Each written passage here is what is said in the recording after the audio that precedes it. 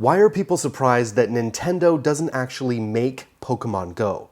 Investors find out and they freak out and shares plummet.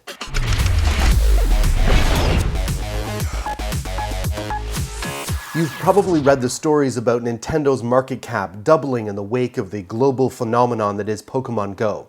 The Nintendo Corporation enjoyed such great success that it outstripped Sony's $40 billion valuation and posted the highest single-day trading record in Tokyo in a century. But it all seemed to be based on a slight misconception about Pokemon Go.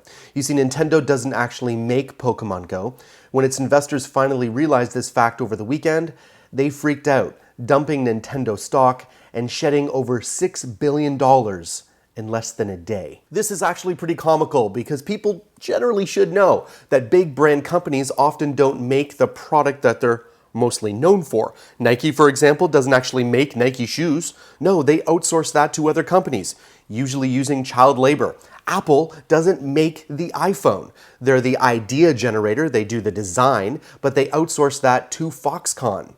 This is not uncommon. It shouldn't be a scandal. It shouldn't even really be a story. But a $6 billion loss becomes a story. Now let's talk about how Samsung responded to the failed Galaxy S7 Active. If you recall, the Galaxy S7 Active is offered to AT&T customers in the US as a water-resistant and dust-resistant device that can survive immersion in 5 feet of water for 30 minutes, until it didn't work as designed. Brief recap here, Consumer Reports put the Galaxy S7 Active in a water tank pressured to 2.12 pounds per square inch, which is the equivalent of just under 5 feet of water, and set the timer for 30 minutes. Both of the units tested failed really badly, resulting in a flickering screen and moisture inside its parts. Now Samsung has responded by saying, the Galaxy S7 Active passed rigorous tests to ensure the IP68 certification for water resistance. So, they're just denying it, but they did say this. Samsung stands behind this water-resistant certification and will replace any Galaxy S7 Active under its standard limited warranty should water damage occur. So it is unfortunate that Samsung chose a non-response response, but they are standing behind their warranty. I'd like to hear from anyone who has the S7 Active. Have you had this problem? Please let me know in the comments below. Now let's talk about the recent leaks surrounding the Galaxy Note 7. In these leaks here, you can look at the security settings and see where there's a new option below fingerprints called irises.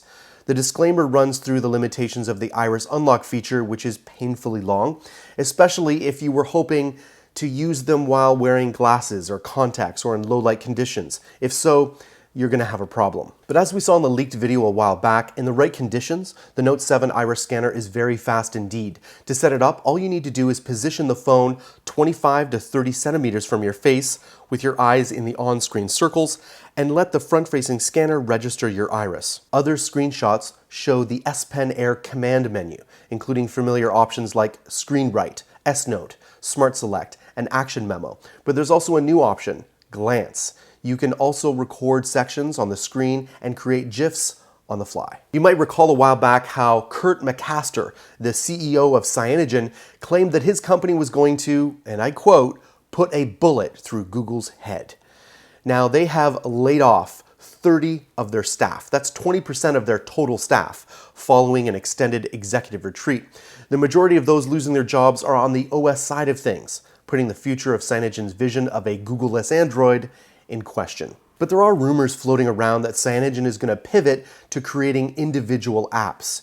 But McCaster has taken to social media to refute these claims, and I quote, "We are an OS company, and our mission of creating an open Android stands."